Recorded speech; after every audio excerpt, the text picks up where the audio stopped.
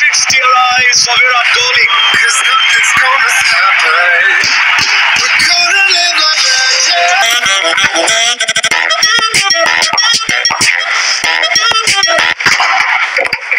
সুপ্রিয় দর্শক, আগামীকাল এক্স্যাক্টলি 9 মার্চ শুরু হবে চ্যাম্পিয়ন্স ট্রফির ফাইনাল এবং কালকে সময় সম্ভবত বিকাল 3টার মধ্যে এই ম্যাচ শুরু হবে। আর এই ম্যাচের মুখোমুখি হচ্ছে ইন্ডিয়া এবং নিউজিল্যান্ড। আপনারা জানেন বিরাট কোহলি প্রায় সম্ভবত 81 প্লাস টোটাল সেঞ্চুরি তার ওয়ানডে, টি20 এবং টেস্ট মিলে, বর্তমানে যেটা সচিন টেন্ডুলকারের পরে রয়েছে। তো অনেকে মনে করতেছে বিরাট কোহলি সচিন টেন্ডুলকারের রেকর্ড পার করতে পারে, কিন্তু আনফর্চুনেটলি আমার সেটা মনে হয় না, কারণ বিরাট কোহলির ফর্ম এখন ডাউন যাচ্ছে, আপনারা দেখতেছেনই জানি। তো কালকের ম্যাচটা আশা করি খুব হাড্ডাহাড্ডি লড়াই হবে। এখানে রয়েছে কেন উইলিয়ামসনের মতো একটা প্লেয়ার, এদিকে রয়েছে বিরাট কোহলি, রোহিত শর্মা, শুভমান গিল, ওইদিকে তাদের নিউজিল্যান্ডে রয়েছে ড্যারেল মিচেল, রাচিন রবীন্দ্রার বিষয়ে কি বলবো, আর তার লুক, তার হাইট, আমি পুরাই ফিদা তাকে দেখে। তো আশা করি ম্যাচটা খুব মানে শেয়ানে লড়াই হবে। তো আপনাদের কি এক্সপেকটেশন এই ম্যাচ নিয়ে ডেফিনেটলি কমেন্টে জানাবেন। তবে আমার মনে হয় এই ম্যাচটাতে আমি দুই দলকেই সমানভাবে দেখতেছি, কিন্তু তারপর আমার মনে হয় যে কালকে নিউজিল্যান্ড জিতবে, আর আমি নিউজিল্যান্ড সাপোর্ট করি। এবং আগামীতেও যদি ইন্ডিয়া নিউজিল্যান্ডের হয়, আমি 90% ক্ষেত্রে নিউজিল্যান্ডকে সাপোর্ট করি। আমি ইন্ডিয়াকে নর্মালি খুব কম সময় সাপোর্ট করি, তবে আমার ফেভারিট প্লেয়ার আবার রোহিত শর্মা, কিন্তু সাপোর্ট আমি ইন্ডিয়াকে করি না নর্মালি। তো আমি চাই নিউজিল্যান্ড জিতুক। আপনার কি মতামত ডেফিনেটলি আপনিও কমেন্টে জানাবেন।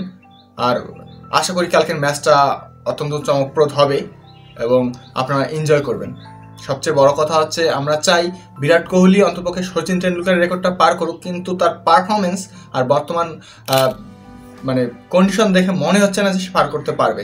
তবু চাবো যে অবশ্যই সে যাতে সেটা করতে পারে, কারণ একটা ভালো প্লেয়ার মোটামুটি তাকে বলা যায়। যদিও তার আমরা স্কিলস দেখি যে তিনি কিন্তু ছক্কা খুব একটা মারেন না। যদি গত বেশ কয়েকটা ম্যাচের পর্যালোচনা করে দেখেন, সেদিন পাকিস্তানের সাথে তিনি সেঞ্চুরি করেছেন, কত বলে মনে নেই ঠিক। তিনি ওই ম্যাচে মাত্র 60টা 4 মেরেছিলেন, কোনো তো ছক্কা মারেননি। 72 রান উনি দৌড়ে নিয়েছেন। চিন্তা করেন একটা প্লেয়ার 72 রান দৌড়ে নেওয়া মানে কি, তার যেই স্কিলটা এই দিক দিয়ে আসলে তিনি অসাধারণ।